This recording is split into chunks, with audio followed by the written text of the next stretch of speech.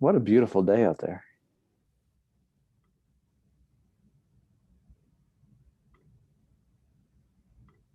As we all sit in front of our computer screens. I'm sorry, I shouldn't say that. I shouldn't mention it.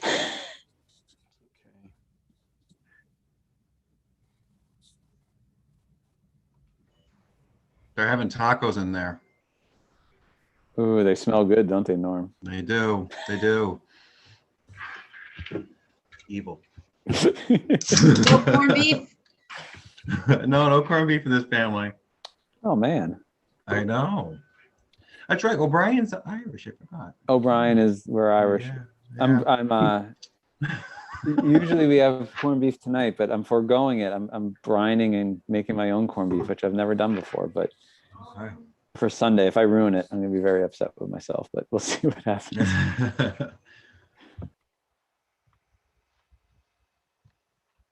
Okay, so Rob's on. There we go. Andrea's on.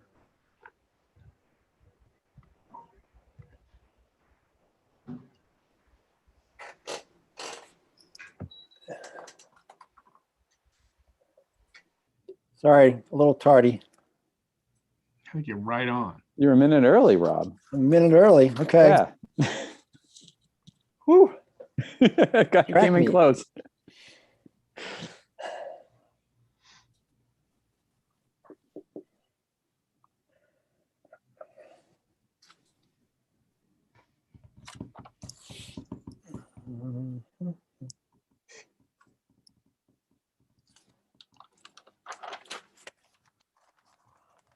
And there's Seth.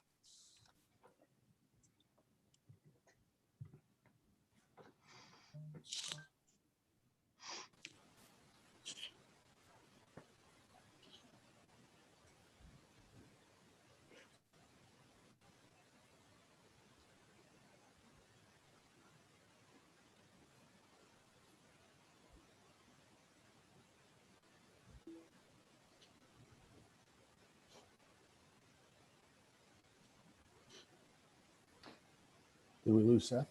Yeah, Seth gets lost in the ether when we when Steve promotes him, and so it takes a while for Seth to land as a panelist. So It makes me nervous, but I'll be relaxed. Too bad. He'll eventually show up. He'll appear, magic.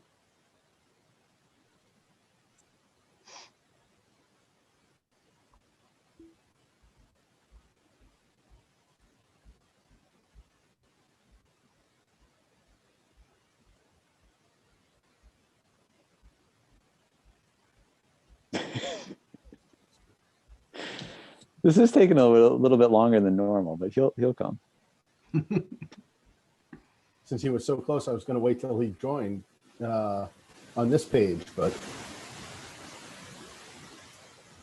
What was that movie? The Matrix. He's lost in the Matrix doing battle with. Oh, there he is. I was about to start humming the Jeopardy theme song. Okay, since we have the full board and Comcast and Verizon Wireless agree that it is after 6 p.m., Steve, are you recording? Yes, thank you. Welcome, welcome, welcome to the second annual school or second online session of the 21 Hopkinton School District meeting. Jim, I'm going to ask you to give the emergency order statement. Will do, and hopefully this I guess this is the second annual remote, but hopefully it's not an annual occurrence. So, well, thank you, Mr. Moderator. So we are meeting again fully remote for this meeting, and we're able to do that because of the governor's emergency declaration and emergency orders relating to the COVID-19 pandemic. Those emergency orders allow for public boards, such as the Hopkinton School Board, to conduct our business fully remote without a physical location. And so we have posted this meeting with a Zoom link as well as with a YouTube link so that members of the public can view in real time what the board is up to. There won't be any public comment with this meeting tonight, but the public can follow along. And I should have mentioned also on the phone, there's a phone number available for members of the public and to watch. All the other provisions of RSA 91A are going to be followed as we normally would. So there'll be minutes available per statute following this meeting. And with that, I'll hand it back over to you, James. Thank you. Thank you, Jim. And with that, I will pass it over to Steve for the pledge. Do you see the flags? Terrific. If you join me and stand for the Pledge of Allegiance. I pledge allegiance to the flag of the United States of America and to the republic for which it stands, one nation, under God, indivisible, with liberty and justice for all.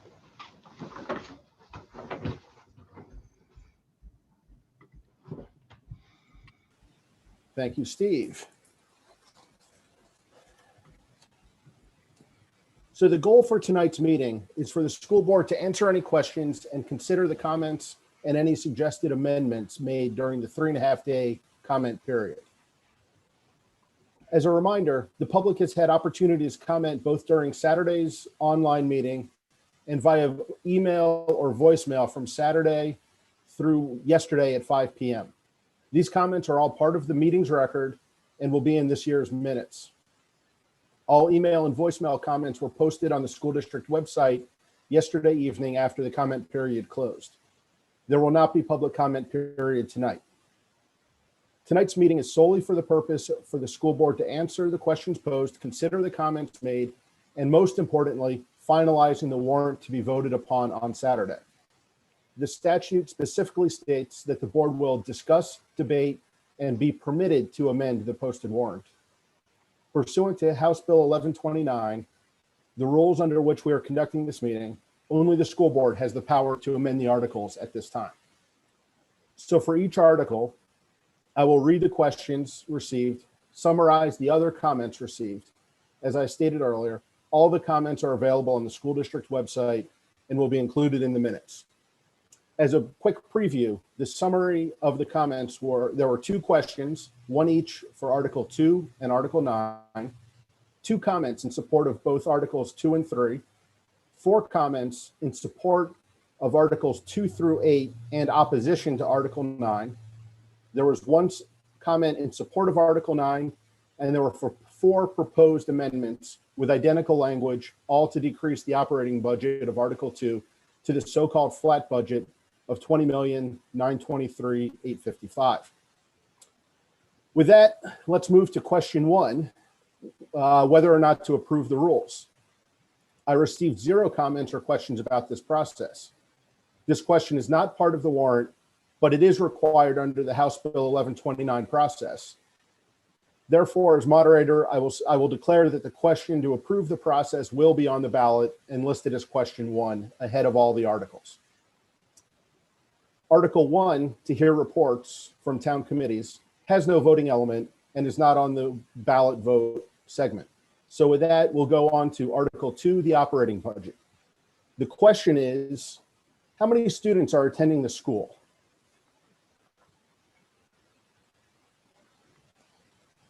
Anyone on the school board? Yeah, as Steve, might be a better question for you. Might have that information more readily. Sure. I will pop that up right away. There are, our October 1 enrollment is just, let's see, it is right here.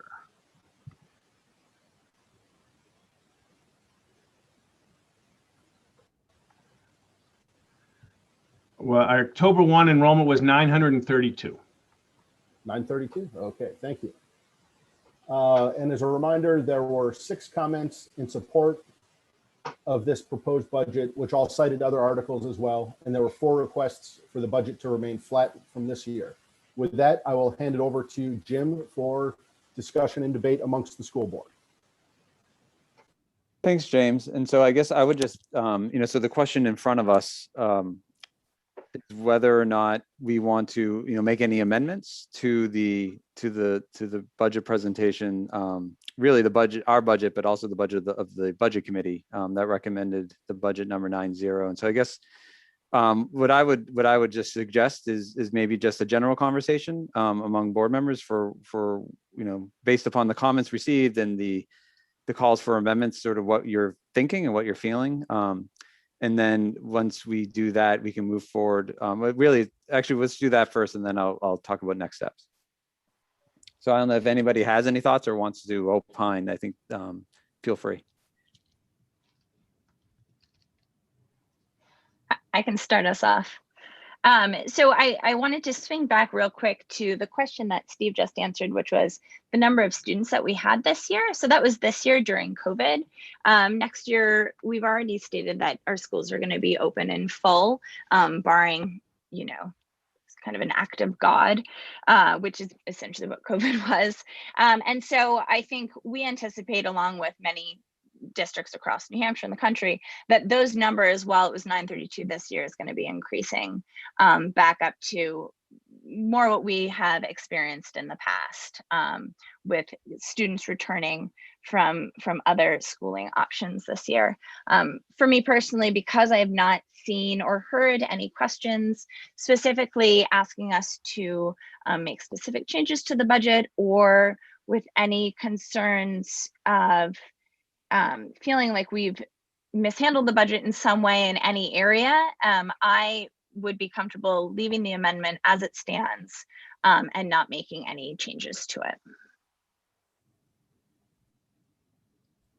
I agree that we should not change the warrant. We've gone through, the amendments all ask for a flat budget, but as we've said time and again, the budget that we are putting forth essentially makes minor improvements to the school programming, and so a flat budget would really be a step backwards and a reduction from the school programming. And as we've all said, we don't support that, and I certainly don't support that. So I favor the warrant as it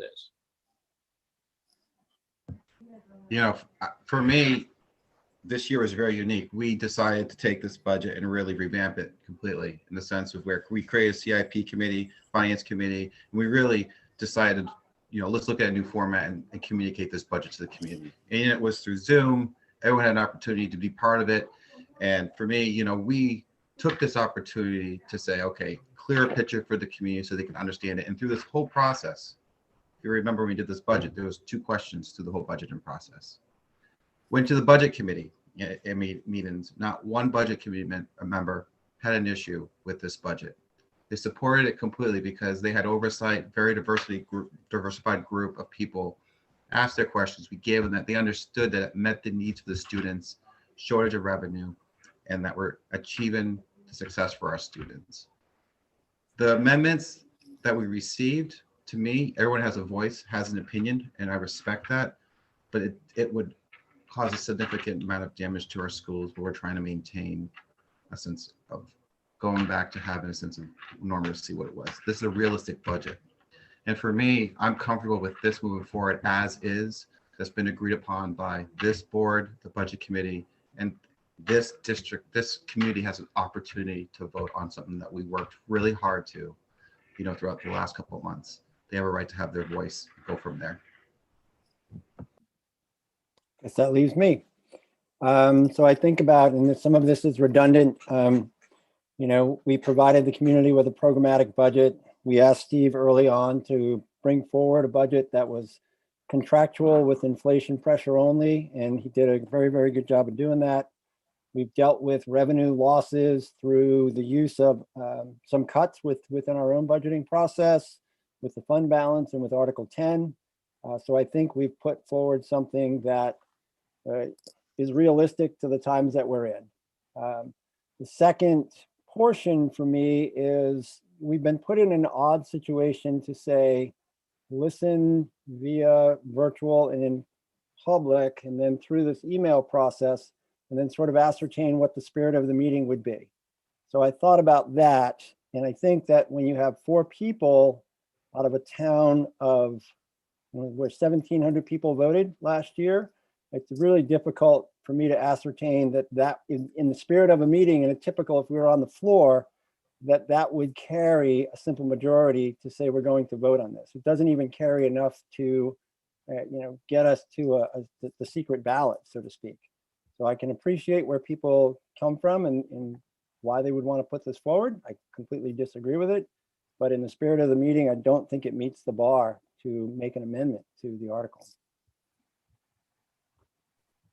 And I concur, for all the same reasons. And the only other one I would just add, I think a lot about, what next year is going to look like and the resources that this board and our community need in order, to have a successful return, a full return to school in the fall and over the course of the year. And I think reducing the budget by what's been offered as ideas for amendments would really put us at a disadvantage and put our students at a disadvantage, because those costs that Seth mentioned are costs that we have to pay even if our budget's reduced, and they're not low numbers, they're pretty high numbers. And so that would come at the expense of our program at a time when we know our students are going to have increased needs that we're going to have to meet. And so for all the reasons stated, and I think for that, I concur that I think moving forward with the budget number that has been well vetted through months of process feels like the right path forward. So we're all in agreement, and I guess this is really a question, I think, for the moderator. So if the board's not going to put forward a change to the article, is a vote required of the board? Because we've already voted on this, and so I guess it's really for you, James, to move forward with the ballot. Do you need another vote of the board, or is the one that we've already taken sufficient? At this point, I think the only vote you'll need without any amendment will be at the end of the meeting, once you've discussed and debated each and every article, and then just to move the ballot forward, or the warrant forward again. I'm sorry, you'll be moving the warrant forward. You're on mute, Jim. I would say for this article, it feels like we're gonna the board's unanimous in its support, and will remain where it is. Okay, so with that, we will move on to Article 3, the teacher's contract. There were no questions. There were the same 6 comments in support, and as a negotiated collective bargaining agreement, the article cannot be amended. So with that in mind, Jim, back to you. Yeah, so this one's this one feels easy to me, so maybe I'll just test this with the rest of the board and we can move along. Since it's non-amendable, we can't amend it, and there's been no comments in opposition received. I feel like the vote in support from this board carries, and that there's not really a reason to discuss this one further, but I'm happy for anybody who wants to discuss it to do so, but I don't feel a need to. All right, so I think, Mr. Moderator, we're good with that one too. Okay, on to Article 4, the special meeting if the teacher contract fails. There were no questions or proposed amendments, and there were the 4 same multi-article support comments. Back to you, Jim. Anybody have any comments they want to make on this? Seeing none, Mr. Moderator, we can move on to the next article. Article 5, adopting the changes made by the legislature pursuant to RSA 198:4-B2. No questions or amendments proposed, and the same 4 multi-article support comments. Jim. Any board member wish to comment on this? Seeing none, Mr. Moderator, I think we're good on this one too. Article 6, use of bond interest. No questions or amendments, and the same 4 multi-article support comments. Jim?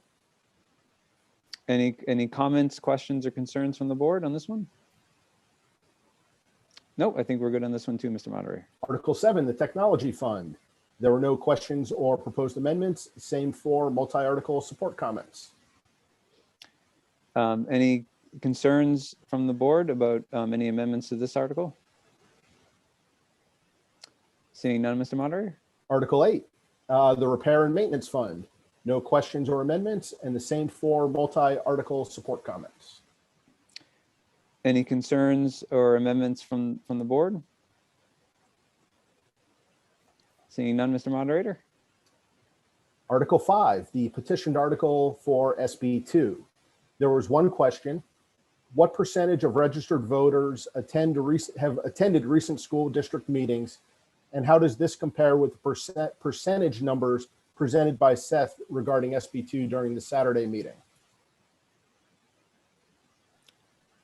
Do we, Steve, and this is maybe, again, sorry, Steve, this might be a question. Do you have knowledge of sort of a normal percentage? I think that's the question, right? What do we normally receive at school I district? don't. I haven't gone back and gotten that data from last town reports. Well, my memory in my limited time as moderator over the last, with excluding last year's extraordinary circumstances, while I've been in the gym running the meetings, it usually is about 6 to 8% of the registered voters. And what was the second part of that question, James? Second part of that, and how does that compare with the percentage presented by Seth regarding SB2? The deliberative sessions from the towns I surveyed were in the between 1% and 2% range that I mentioned when I spoke on Saturday.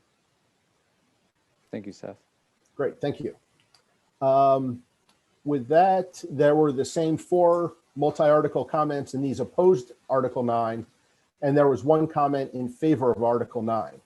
And before you guys discuss, I would remind you that the article for SB2 requires specific statutory language. So if you think about amending it, I would strongly advise against it, but that's up to you guys. So for the board, this is, and just so the public is aware, and maybe to remind ourselves that we voted against this article. So it's a 5-0 vote to not approve Article 9. And so I think with that said, is there any comments or changes that any board member would like to make? All right, Mr. Moderator, I think no changes on that one. Okay. Next is Article 10, which is anything else that may come before the meeting. So I'll give you guys a chance to say anything, but there's no vote on that, so there's nothing to go to the warrant. So, and as I understand it, you have a school board meeting tomorrow, so you can have fun and fill up your time with that. Jim, I guess I'll pass it back to you then for approving the warrant. Sure, Mr. Moderator. I may ask if I don't get what I'll ask for a motion, and if it's not quite worded right, I would ask that you jump in and set us straight. So I guess I would just ask if there's a motion for the Hopkinton School Board to approve the town meeting warrant as originally posted. So moved. So moved. Second. Any discussion? Just so we can get it in the minutes, who was the movant on that and who seconded? I heard Rob make the motion and Seth second. Okay, thank you. Norm, did I hear that wrong? Norm second? Yeah. Okay, sorry. Well, actually, put Seth a second so Seth can. You guys sound alike. Yeah, Sorry. so put Seth second. So, okay, Rob and Seth seconded. Any discussion? All right, so this has to be a roll call vote. So Rob? Rob Nato, yes. Seth? Seth A. Frame, yes. Norm? Norm Gupel, yes. Andrea? Andrea Folsom, yes. And Jim O'Brien is a yes. So that is a 5-0 vote. Great. The warrant as posted will move forward for the ballot. Thank you very much. That is all I have for this meeting. So as a reminder, voting will be on Saturday morning at the high school from 8 to 2. Please use the Kearsarge Avenue entrance. And also, please don't arrive too early as we're getting ready so traffic doesn't back up onto Kearsarge Ave and onto the other public roads in the area. If you can come later in the day, please try to do so. Our experience from last year's votes is that there's a bit of a wait or sometimes a long wait for the first hour. And then after that, it's pretty wide open. Additionally, we will be posting a sample of the ballot tomorrow. We'll get it up as soon as we can in the day on the school district website. So that way you can study it, learn it, remember it. So that way when you get to the polls on Saturday, you'll be able to complete the ballot as quickly as possible. As a reminder also, this year, due to the Attorney General's advice, you will not be able to print a ballot at home and hand it in. You will only be able to use the ballots handed to you by the supervisors of the checklist when you check in on Saturday morning. With that, I'd like to thank Steve, the board, Michelle, and everyone in attendance this evening. This session is over, and the 21 Hopkinton School District meeting is recessed until 8 a.m. March 20th at the high school for the voting session. Thank you very much. Thank you, James. Thank you, James. If so, if can, is it okay, James, if I ask the board a question? That's the board, it's not part of the meeting anymore. Correct. Okay, perfect. And so this is really up how you guys want to spend the next maybe 10, 15 minutes of your lives. If board members are willing to have a non-meeting, happy to do that. Now we can also do it tomorrow because we're going to be together again tomorrow night. And so it's not overly time sensitive, but it's really, if we want to do it now or we do it after our meeting tomorrow. So I just want to give the option. I can do it now. I can do it now. I'm fine. Okay, so what I'll do is it will take me just a minute, but I'll send an email with a link for the non-meeting, and then and Steve, I'll include you in that, and then it shouldn't take long, but this will be great. So thank you, Mr. Moderator. I think we're all set. Great. Thank you very much, everybody. Have a good night. James. See you Saturday. Thank you, sir.